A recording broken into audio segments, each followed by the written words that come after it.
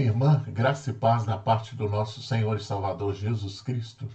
É muito bom, mesmo com toda essa situação, estarmos reunidos em torno da palavra de Deus nessa manhã. E por isso, eu gostaria de ler um trecho da palavra do Senhor, que se encontra no livro de Atos dos Apóstolos, no capítulo 16, no versículo 31. Diz assim esse trecho, essa fração da palavra de Deus: crê no Senhor Jesus e será salvo, tu e a tua casa. Esse é o mês de maio, o mês que nós celebramos a Deus pela família. Temos louvado a Deus pelo privilégio de sermos família dele, ligados a ele através do sacrifício de Cristo, e de também termos as nossas famílias terrenas transformadas pela ação de Deus. E a maior necessidade da família não é a de coisas. A maior necessidade da família não é a de situações que nós podemos comprar ou conquistar aqui. A maior necessidade da família se encontra em Deus. Sem Deus, tudo aquilo que nós conquistamos nessa vida são mera palha. Tudo aquilo fica para trás. Quando nós olhamos para esse texto, nós vemos a cena do carcereiro que havia prendido ali por pregar o evangelho, o apóstolo Paulo. O apóstolo Paulo, que por tantas vezes havia sido privado da sua liberdade pelo odioso crime de pregar o evangelho, estava nessa situação. E o contexto desse texto nos mostra que havia um carcereiro naquela situação e que Paulo diz a ele que, numa determinada situação, de que se ele cresce em Jesus, ele seria salvo e, obviamente, todos aqueles que o acompanhassem na fé. O carcereiro de Filipos, ele creu no Senhor Jesus e com ele toda a sua família creu também. Eles foram batizados, eles transformaram a sua forma de ser. Aqueles que viviam na ignorância das trevas, agora foram encontrados pela luz verdadeira. E quando nós olhamos para tudo aquilo que Deus fez na vida desse carcereiro, tudo que Deus transformou na vida dele, nós vemos um protótipo daquilo que Deus tem para a vida da família. Deus tem planos para a família. Deus tem o desejo de que a nossa casa, o nosso lar, os nossos laços mais íntimos sejam transformados por uma relação de intimidade com Ele através de Jesus. Deus deseja que o nosso lar seja abençoado, totalmente transformado, totalmente modelado pela ação de Deus na nossa vida. E Deus nos convida nessa manhã para que nós nos voltemos a Ele. Não basta apenas celebrar a Deus, louvar a Deus pela família, é preciso lutar por ela. É preciso empenhar e envidar os nossos esforços para construí-la dia a dia. Da mesma forma que nós não podemos comprar a salvação, nós também não podemos comprar a felicidade e a harmonia do nosso lar. Nós podemos investir todos os nossos esforços naquilo que a palavra de Deus nos coloca, para que, naquilo que depende de nós, colocarmos toda a nossa casa aos pés do Senhor. Se nós cremos em Jesus, se nós, à semelhança daquele carcereiro, entregarmos a nossa vida às mãos de Jesus, certamente nós seremos salvos. E a nossa vida vai ser totalmente transformada.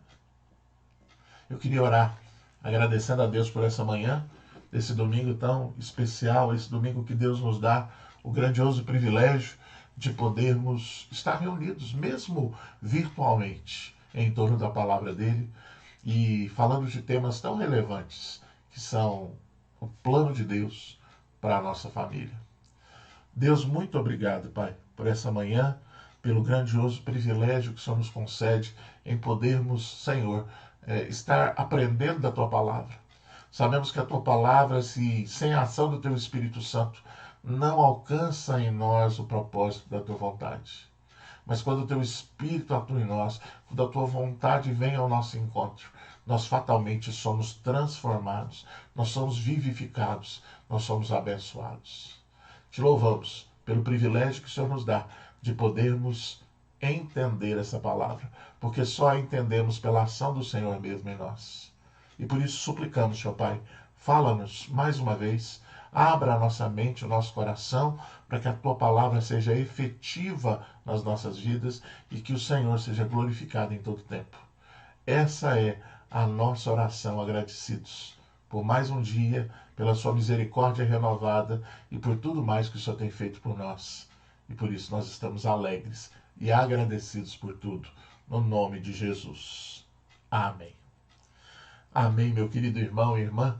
Que Deus te abençoe e te guarde, que Deus esteja com você.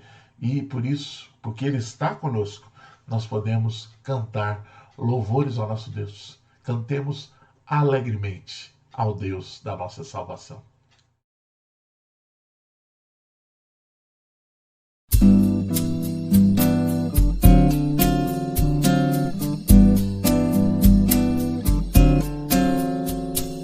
Paisagem linda de se ver, faz bem ao coração, recanto da solidão de quem procura companhia na paisagem, na poesia, mas não conhece aquele que a criou.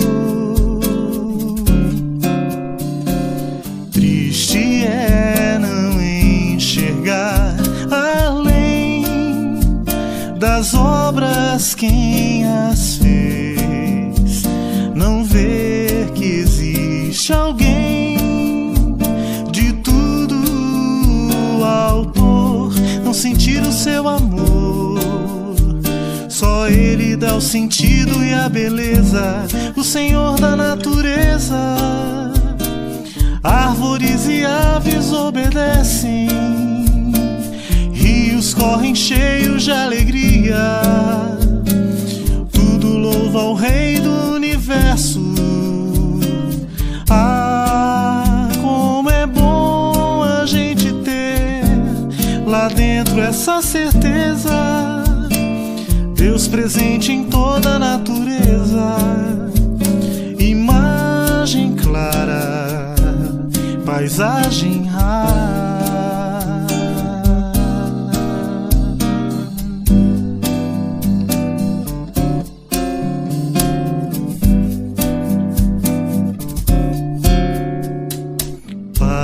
Paisagem linda de se ver, faz bem ao coração, recanto da solidão de quem procura companhia na paisagem, na poesia, mas não conhece aquele que a criou.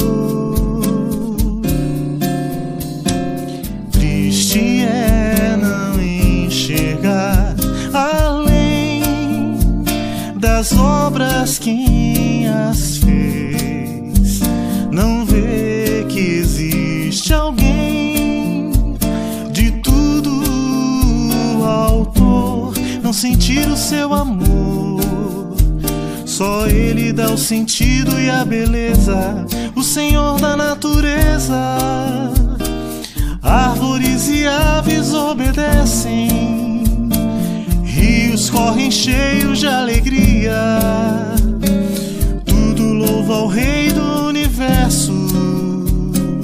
Ah, como é bom a gente ter lá dentro essa certeza, Deus presente em toda a natureza, imagem clara, paisagem rara.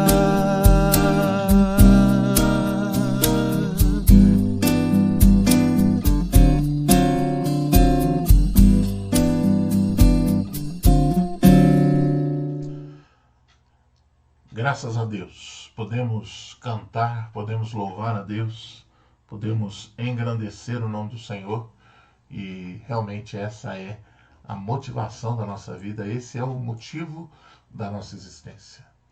E nessa manhã, como eu já disse aos irmãos no decorrer da semana que se passou, nós vamos falar e continuar falando de um tema muito importante na vida cristã e principalmente nesse contexto de falar de família. E o tema é casamento e divórcio. É um tema que é controverso, que por muitas vezes não encontra na sua exposição uma condição de pacificação. Né? É algo que geralmente traz as suas dificuldades, mas que nós precisamos abordar biblicamente. Não podemos fugir de um assunto pela dificuldade, pela diversidade até de opiniões e de problemáticas que o assunto traz. Paulo diz que toda a escritura é inspirada por Deus, né? E por isso ela é útil para nos ensinar, para nos corrigir, para nos repreender, né? E para nos dar direção para todos os passos da nossa vida. A Bíblia é a palavra de Deus justamente porque ela dá direção para que todos os passos que envolvem a existência humana sejam traçados, sejam dados na segurança e no conceito da palavra de Deus. E por isso nós vamos falar um pouco a respeito desse tema, casamento e divórcio segundo a Escritura. E o nosso texto base é o texto de Mateus capítulo 5, versículos 31 e 32. Mateus capítulo 5, 31 e 32. Vou esperar, se você quiser abrir a sua Bíblia para acompanhar. Mateus 5, 31 e 32.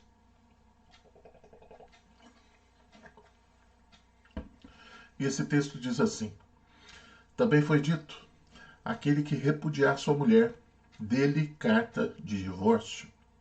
Eu, porém, vos digo, qualquer que repudiar sua mulher, exceto em caso de relações sexuais ilícitas, a expõe a tornar-se adúltera. E aquele que se casar com a repudiada comete adultério.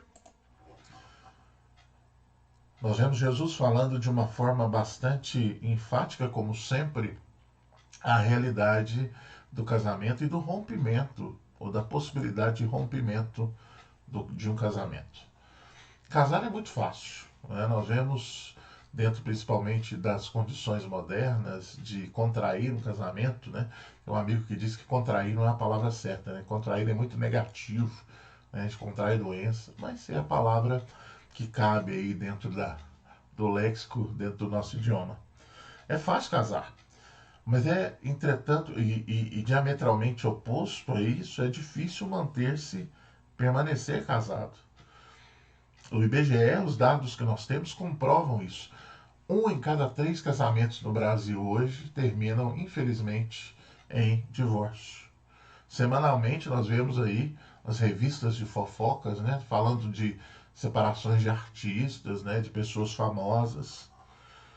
Mas não é apenas do lado da TV ou daqueles que aparecem mais que essas coisas acontecem, né? Infelizmente, essa é uma realidade que tem alcançado e ocorrido muito em lares que têm por base o conceito de vida do cristianismo. Infelizmente, essa é uma realidade que está muito próxima a nós. Mas, no segundo texto que nós analisamos, que nós lemos, nós vamos fazer uma análise do que Jesus diz. O que Jesus estava falando? Qual é a realidade exposta pelo nosso Senhor? E a primeira coisa que ele coloca no versículo 31 é uma afirmação. Vocês ouviram o que foi dito? Olha o versículo 31. Diz assim: Também foi dito, aquele que repudiar a sua mulher, dê-lhe carta de divórcio. É muito interessante quando nós observamos essa fala, essa afirmação é uma daquelas 6 declarações feitas pelo nosso Senhor, mediante as quais ele introduziu o seu assunto através da fórmula: ouvistes o que foi dito? Eu, porém, vos digo.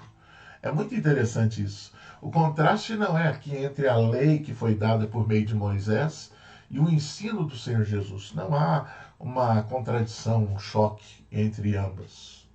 Ao contrário, estabelece-se aqui um contraste entre a falsa interpretação da lei de Moisés e a apresentação autêntica desta lei que nos foi oferecida pelo próprio Senhor Jesus Cristo. É importante que nós ressaltemos isso, né? Versículo 21, trazendo um pouco para trás o contexto maior do nosso texto, Jesus diz assim: ouvistes o que foi dito aos antigos, né? Não matarás, e quem matar estará sujeito a julgamento. Eu, porém, vos digo que todo aquele que sem motivo se irá contra o seu irmão estará sujeito a julgamento. Jesus está falando de reconciliação ali. Jesus fala também de adultério no versículo 27 desse mesmo texto. Ouvistes o que foi dito? Não adulterarás. Eu, porém, vos digo, qualquer que olhar para uma mulher com intenção impura, no coração já adulterou com ela. E Jesus finalmente fala de casamento e rompimento de casamento ou divórcio no versículo 31. Também foi dito: aquele que repudiar sua mulher, lhe dê carta de divórcio. Eu, porém, vos digo, qualquer que repudiar a sua mulher, exceto em caso de relações sexuais ilícitas, a expõe a tornar-se adúltera, e aqueles que casar com a repudiada comete adultério. É muito interessante, porque Jesus, na realidade, ele está interpretando a lei que não é contrária àquilo que ele está dizendo aqui, né? Ele expõe de forma clara o motivo do divórcio. Olha o que diz, né? O que ele nos diz? Também foi dito: aquele que repudiar a sua mulher, dê-lhe carta de divórcio. Repudiar, segundo o dicionário, né, da língua portuguesa, seria algo como rejeitar a esposa de acordo com as formalidades da lei, separar-se da esposa por meio de divórcio. O objetivo da lei era para que as pessoas não saíssem por aí se divorciando por qualquer coisa, sem motivo algum, né? É isso que Jesus está colocando para nós. E há um texto muito importante que está lá em Deuteronômio, capítulo 24, no versículo 1, que diz assim: se um homem tomar uma mulher e se casar com ela, e se ela não lhe for agradável aos olhos, por ter ele achado coisa indecente nela, e se ele lhe lavrar um termo de divórcio e lhe o der na mão, e a despedir de casa, e aí está seguindo, segue o texto, né? O contexto do texto continua seguindo aí. É importante que nós olhemos para isso, né? Se um homem tomar uma mulher e se casar com ela, e se ela não lhe for agradável aos olhos por ter ele achado nela algo indecente, e se lhe lavrar um termo de divórcio e lhe der na mão, e a despedir de casa. Nós vemos aí uma sequência. É bom lembrar que nós vivemos em uma sociedade onde os casamentos, aliás, na realidade, aquela sociedade era uma sociedade que vivia em casamentos arranjados, né? O marido e a mulher, em muitas ocasiões, só se conheciam no dia do casamento, né? Na noite de núpcias. Só era permissível o divórcio, mesmo numa situação daquela, totalmente diferente da nossa, onde as pessoas namoram, noivam, se conhecem, né? As virtudes, os defeitos, os problemas, as qualidades. Mesmo naquela sociedade em que chegava-se na hora do matrimônio sem ninguém conhecer ninguém, só era permissível o divórcio quando havia algum defeito descoberto na mulher. Isso, obviamente, levando-se em consideração toda a cultura vigente dentro do judaísmo, né? E todas as diversas desculpas que os homens vinham usando e apresentando agora estavam invalidadas. Você precisa comprovar isso. Você vai lavrar um termo de divórcio. E antes que ele pudesse obter o divórcio, o homem tinha de provar que havia um motivo válido. Não era de qualquer forma, não era de qualquer maneira, não era de qualquer jeito, não era qualquer coisinha. O negócio era sério. E não somente o homem tinha que provar, mas também ele tinha de estabelecer essa prova em vista de testemunhas, né? Se um homem, por qualquer motivo que fosse, quisesse livrar-se de sua mulher, eis como ele agia, preste atenção. Ele apresentava qualquer espécie de desculpa esfarrapada e, com base nela, divorciava-se da sua esposa. Naturalmente, isso antes da lei de Moisés, né? Naturalmente, a causa verdadeira da separação nada mais era do que a concupiscência do coração e as vãs paixões. Antes da lei, a pessoa fazia o que dava na telha. E é por isso que o nosso Senhor ele introduz aqui o tema do divórcio em conexão imediata com o assunto imediatamente anterior tratado por ele. Ou seja, a questão toda do desejo dos olhos, né? Quando nós vemos lá no versículo 28, ele diz assim: eu, porém, vos digo, qualquer que olhar para uma mulher com intenção impura no coração, já adulterou com ela. Jesus faz um link aqui, uma ligação fundamental para que nós entendamos o que ele está dizendo. E a Bíblia é assim. A Bíblia toda ela vai fazendo conexões, não há textos soltos, né? Principalmente dentro da narrativa do Evangelho, né? Que é um texto expositivo de narração, é justamente a ideia que constrói o contexto ali. Então nós temos uma macro ideia, né, que Jesus vai construindo os contextos, e o contexto do texto que nós lemos está ligado de forma irredutível ao contexto anterior, a concupiscência dos olhos. As pessoas se divorciavam simplesmente por achar alguma coisa mais interessante por aí. E Jesus falou que as coisas não são assim. E no versículo 31, ele diz assim: também foi dito, aquele que repudiar a sua mulher, dê-lhe carta de divórcio. Esse era o trâmite da lei. Era assim que as coisas precisavam ser feitas. Segundo o aspecto frisado pela legislação de Moisés, era que qualquer homem que se divorciasse de sua mulher teria que lhe dar uma carta de divórcio. Esse era o trâmite.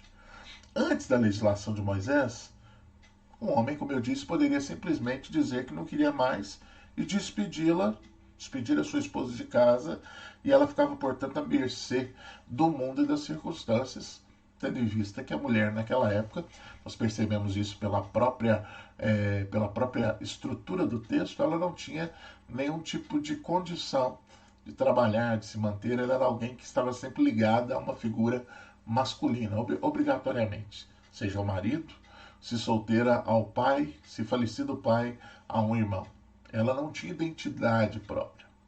Ela era alguém que dependia de um homem para representá-la, para que ela pudesse ter alguma proeminência, alguma coisa, né?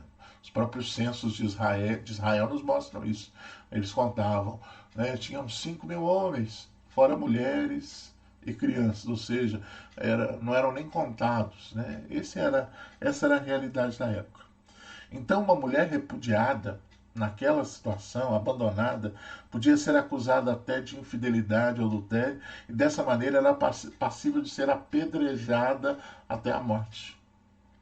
Esse era o pensamento natural dessa situação. E a fim, então, de proteger a mulher, né, essa legislação determinava que fosse dada a ela uma carta de divórcio, um documento. Por que está acontecendo isso? Onde fosse especificada a causa do divórcio. A ideia por detrás disso, meus irmãos, era o de gravar na mente daquelas pessoas que o divórcio era um passo solene. Não era brincadeira. Não era algo que estava ligado às coisas frívolas, às paixões, aos momentos, aos arroubos da vida, né? Era algo que precisava ser muito pensado, muito estudado para que fosse feito. E o objetivo da lei de Moisés era ministrar ou mostrar ali que o divórcio não era compulsivo, não era algo comum, não era algo corriqueiro, era algo excepcional, era uma exceção. Seu objetivo, o objetivo da lei era o de impor certa ordem a uma situação que se tornara integralmente caótica. Inteiramente caótica. As pessoas começaram a banalizar. Como tudo se banaliza, tudo se vulgariza, a situação foi se tornando assim.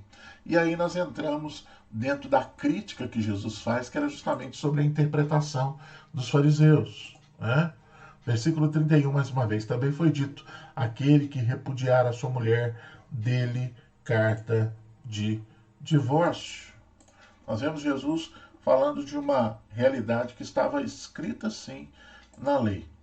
Só que a lei de Moisés, ela nunca ordenou a um homem para que se divorciasse. E nós precisamos pontuar isso aqui. Tudo quanto ele fazia era dizer ao homem, tudo que Moisés queria era dizer ao homem: se você quiser, se divorciar de sua mulher, só poderá fazê-lo sob algumas condições. Entretanto, os fariseus, que eram os intérpretes da lei, e os escribas, ensinavam que Moisés ordenara o divórcio. Os fariseus e os escribas também tomaram a antiga legislação mosaica no tocante a essa questão das impurezas e acrescentaram a isso a própria interpretação sobre o que isso significava. Eis um problema aí daquilo que nós chamamos dentro da ciência da teologia de hermenêutica e exegese, né? A interpretação de um texto ligada a uma ciência interpretativa. Os fariseus simplesmente transformaram aquilo numa particular elucidação. E chegaram assim ao extremo de ensinar que se um homem deixasse de gostar da sua esposa, ou se por qualquer motivo encontrasse nela algo que lhe parecesse não satisfatório, ele poderia deixá-la. Eis um grande problema. E aí entra o nosso Senhor Jesus Cristo com uma resposta à altura. Versículo 32, Jesus diz: eu, porém, vos digo, qualquer que repudiar sua mulher, exceto em caso de relações sexuais ilícitas, a expõe a tornar-se adúltera, e aquele que casar com a repudiada comete adultério. Jesus vem e traz uma colocação fundamental à lei. Existe um texto paralelo que está lá em Mateus capítulo 19 e que nos ajuda de forma profunda nesse momento. A partir do versículo 3 de Mateus 19 diz assim: vieram a ele, a Jesus, alguns fariseus e o experimentaram perguntando: é lícito ao marido repudiar a sua mulher por qualquer motivo? Então respondeu ele: não tendes lido que o Criador, desde o princípio, os fez homem e mulher? E que disse: por essa causa deixará o homem pai e mãe, e se unirá à sua mulher, tornando-se os dois uma só carne. Portanto, o que Deus ajuntou, não o separe o homem. Replicaram-lhe os fariseus: por que mandou então Moisés dar carta de divórcio e repudiar? Respondeu-lhe Jesus: por causa da dureza do vosso coração é que Moisés vos permitiu repudiar vossa mulher. Entretanto, não foi assim desde o princípio. Eu, porém, vos digo: quem repudiar sua mulher, não sendo por causa de relações sexuais ilícitas, e casar-se com outra, comete adultério. Meus irmãos, o matrimônio, o casamento, ele não consiste em um contrato civil. O casamento é algo mediante o que duas pessoas, marido e mulher, se tornam uma só carne. Percebe a gravidade daquilo que nós estamos falando aqui e afirmando? É algo completamente distinto daquilo que se trata por um contrato, por algo que se trata como uma mera associação. A Bíblia diz que homem e mulher se tornam uma só carne. E tudo isso existe algo de natureza. Em tudo isso existe algo de natureza indissolúvel aqui. A união conjugal é o mais próximo e íntima relação de todo o relacionamento humano. A união entre o marido e a sua esposa é mais estreita do que a relação de pais e filhos. Eu costumo afirmar isso para escândalo de alguns, mas de fato é. Muitos são aqueles que afirmam que amam mais os seus filhos do que os seus cônjuges. Dizem alguns que os filhos são do próprio sangue, não é isso? Só que o que eu quero afirmar, com base na palavra de Deus, meus amados irmãos, é que o cônjuge é mais do que o seu sangue. Ele é parte da sua própria carne. Ele se torna uma só carne com você. Ou seja, os filhos são parte da gente, parte de nós mesmos. Mas o nosso cônjuge somos nós mesmos. Um pedaço de nós, literalmente.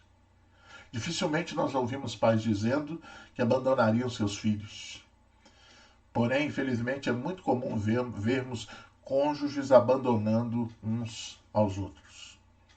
João Calvino, reformador suíço, na realidade francês, mas radicado na Suíça, afirma que o vínculo do casamento é mais sagrado do que o vínculo que prende os filhos a seus pais. A esposa deve ter preferência sobre o pai e a mãe. O marido deve ser mais intimamente unido à esposa do que aos seus próprios pais, porque eles se tornaram uma só carne. E nós precisamos entender a gravidade disso em uma sociedade que está totalmente banalizando as coisas. A nossa sociedade banaliza o casamento como se fosse chiclete comprado na venda da esquina. Se nós, e eu gosto muito dessa ideia, se nós pegássemos uma massinha de modelar, eu vou até colocar uma imagem para você ver aqui, uma massinha de modelar, e essa é uma imagem de um rito que eu uso muito em casamentos quando faço. Nós pegássemos uma massinha vermelha, outra azul e misturássemos elas totalmente.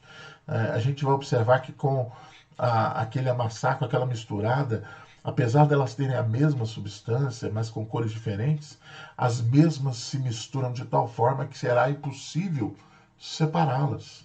Né? Assim é o matrimônio. Se há separação, de fato o que ocorre é uma mutilação. Essa foto que eu coloquei é de um rito que, dependendo do casamento, se os noivos desejam, eu faço. É o rito das areias. Né? A noiva com uma areia de uma cor e o noivo de outra. No momento da cerimônia, derramam essa areia num recipiente único. E assim como essa areia jamais poderá ser separada e tornar cada cor ao seu recipiente original, assim é a vida do homem e da mulher. Eles se tornam uma só carne. Eles não têm condições de separar-se, voltar-se cada um para o seu recipiente original. Não é mais possível que isso aconteça. E por isso nós precisamos pensar seriamente sobre o matrimônio, principalmente nós que somos cristãos, meus irmãos. Diante disso tudo, muitas pessoas podem indagar. Se as coisas são realmente assim, pastor, como se pode explicar a legislação de Moisés quanto a essa questão? Algumas pessoas já me perguntaram isso. Mas a Bíblia permite.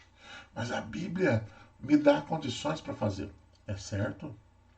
Nós precisamos entender e vamos ler o texto de novo. Replicaram-lhe, por que mandou então Moisés dar carta de divórcio e repudiar? Respondeu-lhe Jesus, por causa da dureza do vosso coração. É por isso que Moisés vos permitiu repudiar vossa mulher. Entretanto, não foi assim desde o princípio. Nosso Senhor, mais uma vez, respondeu àqueles inquiridores, dizendo, é por causa da dureza do coração de vocês. Esse não era o plano de Deus. Deus não estava com essa ideia como algo desejável, como algo planejado, aplaudível. Não. Mas por causa da dureza dos vossos corações, Deus permitiu o homem repudiar a sua esposa sob algumas condições. Mas nós precisamos entender que o que a Bíblia diz é que nós somos, no matrimônio, marido e esposa, uma só carne. Vamos ler esse texto. Então, respondeu ele, não tendes lido que o Criador desde o princípio os fez homem e mulher? E disse, por essa causa deixará o homem pai e mãe, e se unirá à sua mulher, tornando-se os dois uma só carne, de modo que já não são mais dois, porém uma só carne. Portanto, o que Deus ajuntou, não o separe o homem. Mateus 19, do 4 em diante. O apóstolo Paulo ele cita esse texto em uma de suas cartas, lá em 1 Coríntios 6,16, quando ele diz, vocês não sabem que aquele que se une a uma prostituta é um corpo com ela? Pois está escrito, os dois serão uma só carne. É sério, é muito sério. Por isso precisa ser pensado por nós. Eu sempre me preocupo muito, por exemplo, com a vida dos jovens, né? O jovem cristão solteiro, com certeza o jovem cristão solteiro ele trava lutas profundamente difíceis quanto à sexualidade e os confrontos que a sociedade traz como padrão. com aquilo que a sociedade padroniza como o ideal. Nós vemos que a Bíblia trata isso. A relação sexual é um ato que une vidas. Não é simplesmente um ato descompromissado. Não é algo que pode ser feito de forma inconsequente. A relação sexual é um ato de todo ser. Não é meramente um prazer localizado, mas é algo que une as duas vidas numa realidade muito maior do que muitas pessoas pensam ser. E essa união afeta todo o ser. Né? É um encontro pessoal entre um homem e uma mulher, né, no qual cada um dos dois faz algo ao outro para o bem ou para o mal, que jamais poderá ser destruído. Esse efeito não muda, mesmo que eles ignorem a natureza do que foi feito.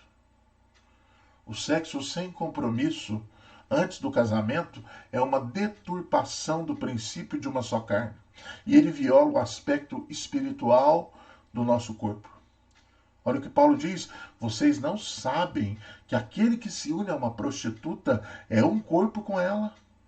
Pois como está escrito, os dois serão uma só carne.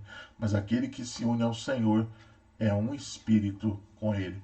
1 Coríntios capítulo 6, versículos 16 e 17.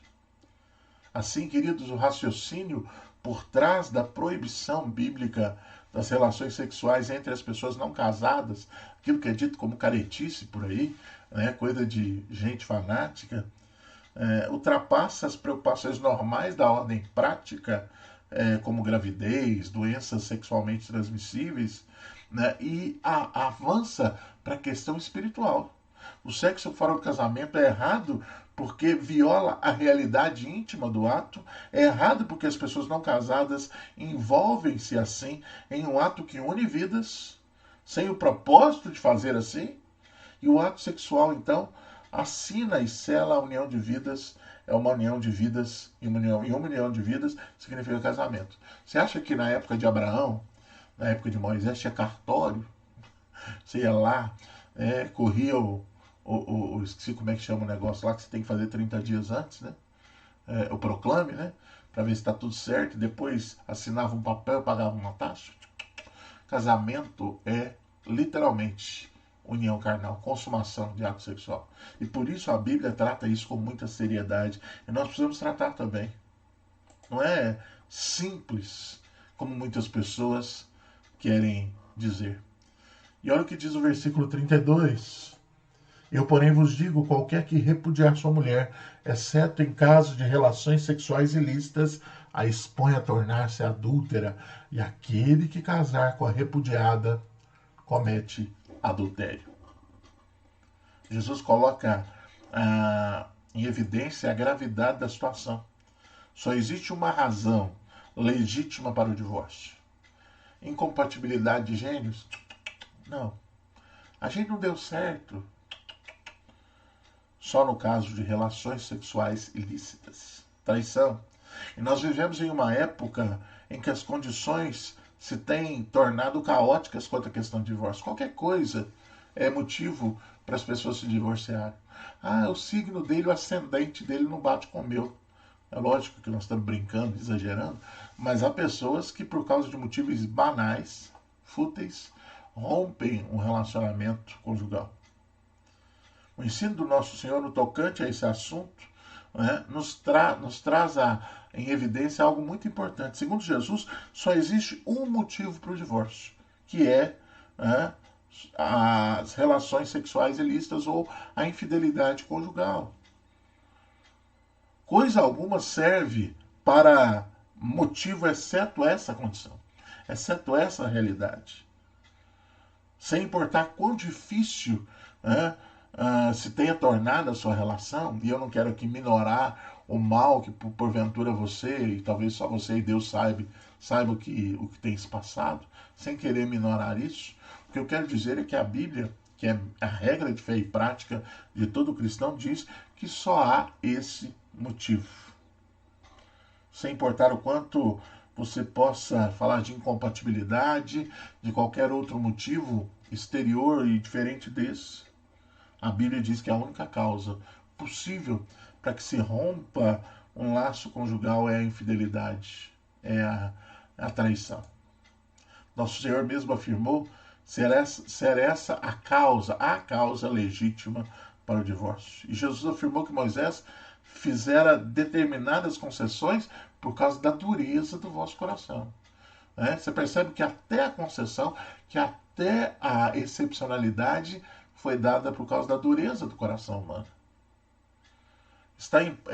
Esta, meus irmãos, aqui é uma realidade que está em pauta naquela ideia bíblica de que o marido e a mulher são uma só carne. Nós precisamos pensar nisso.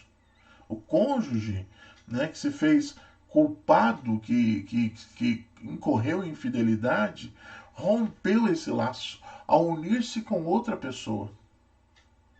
Esse elo foi quebrado ali. Ele se uniu com uma terceira pessoa, e não existe a partir dali uma só carne. Essa é a possibilidade.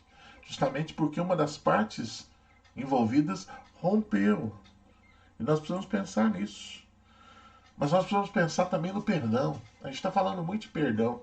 A gente fala muito de perdão, isso é importante. E a pergunta que talvez as pessoas façam, talvez eu posso perdoar uma traição? Traição é algo que dói, é algo que machuca, é algo que demora a cicatrizar, às vezes muito tempo.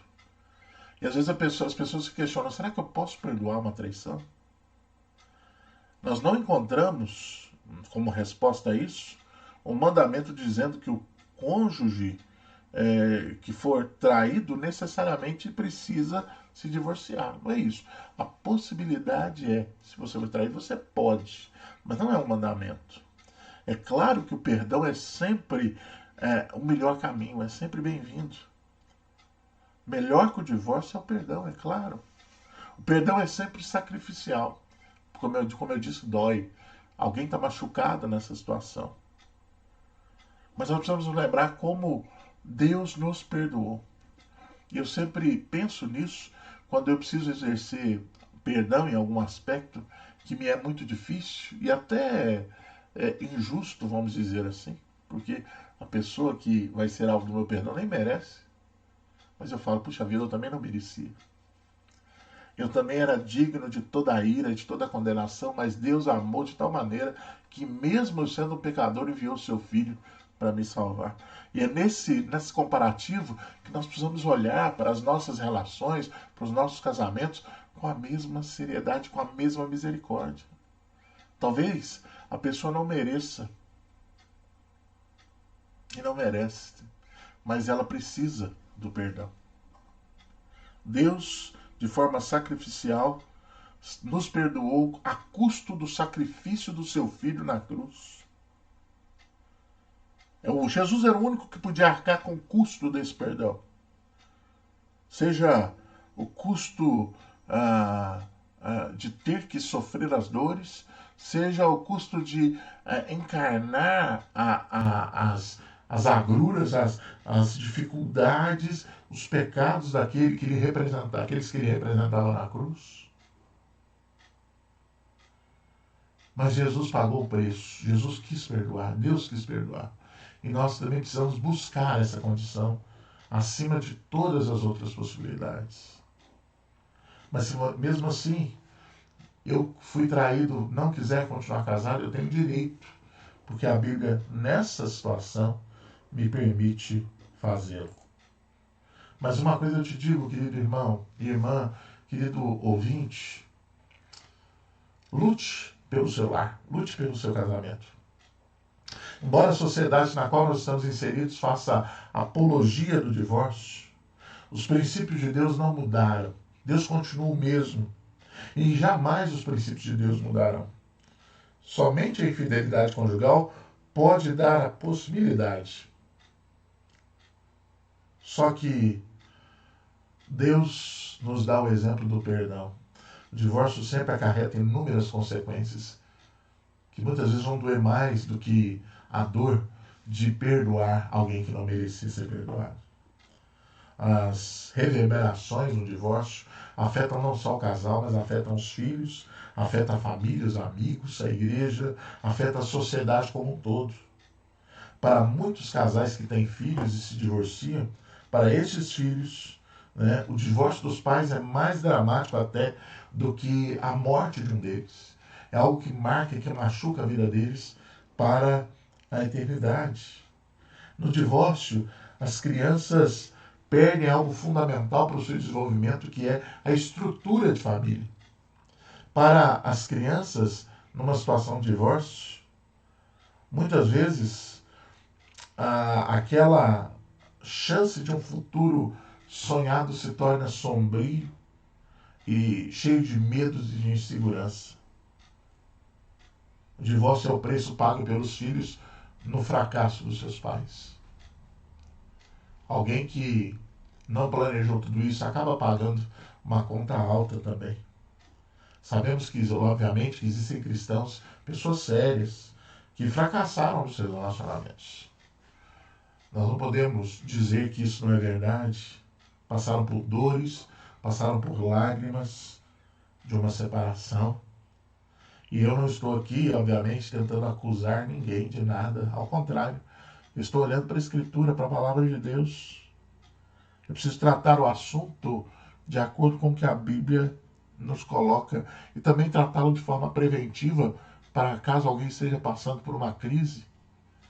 Tenha consciência do tamanho que é o matrimônio. Eu tenho consciência também de que outros fatores existem que dificultam a união de um casal.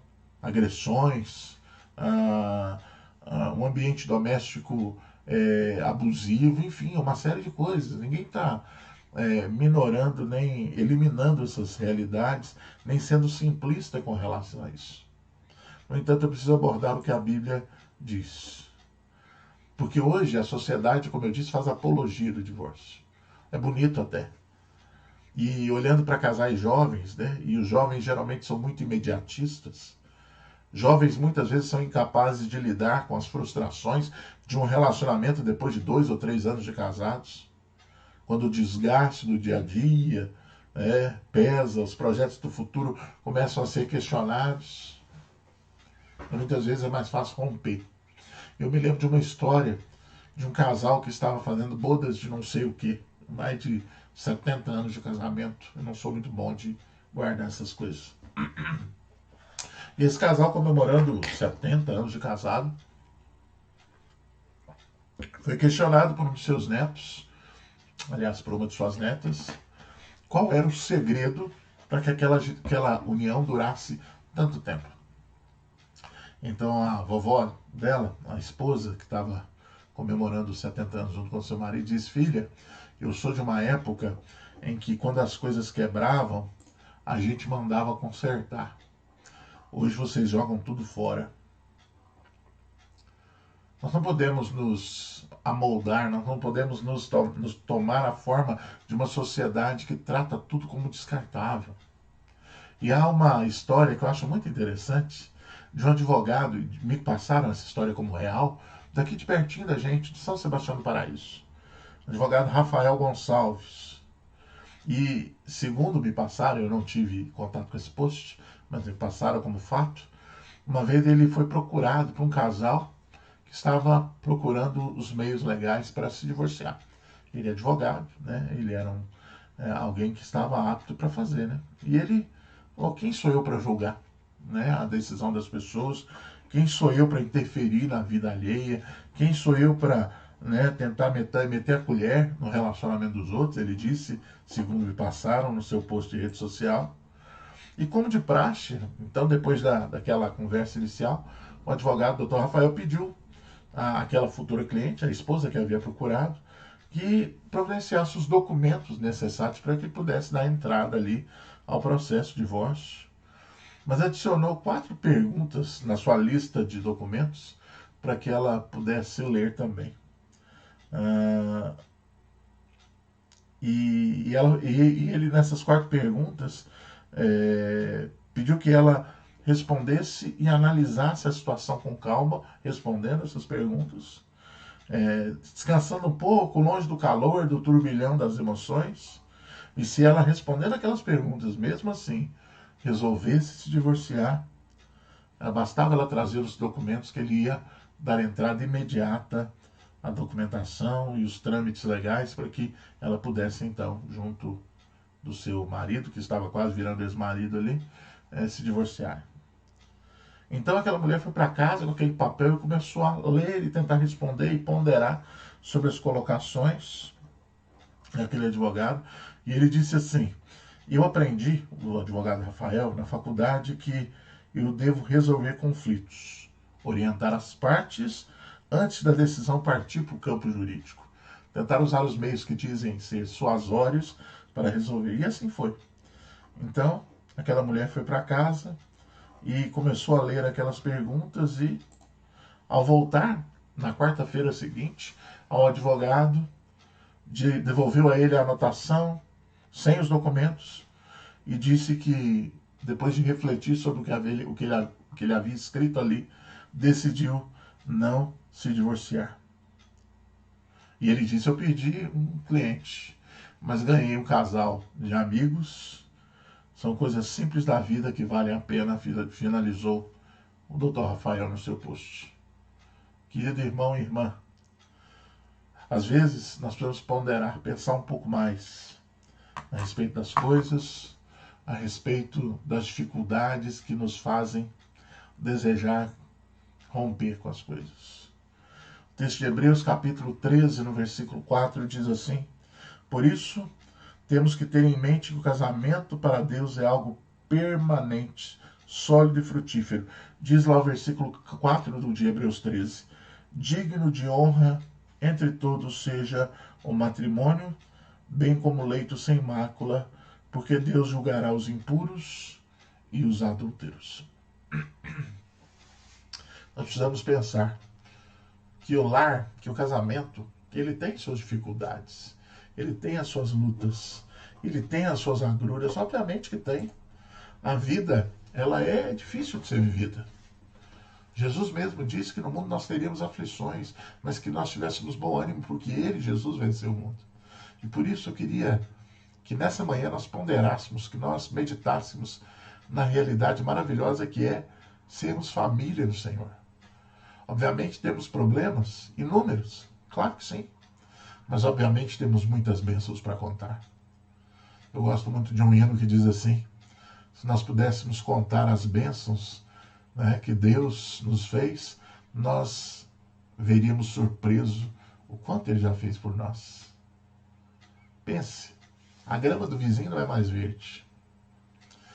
Somente o seu cônjuge tem o tamanho exato do plano de Deus para a sua vida. Ninguém vai preencher esse espaço, porque Deus os fez para que sejam vocês, marido e esposa, uma só carne.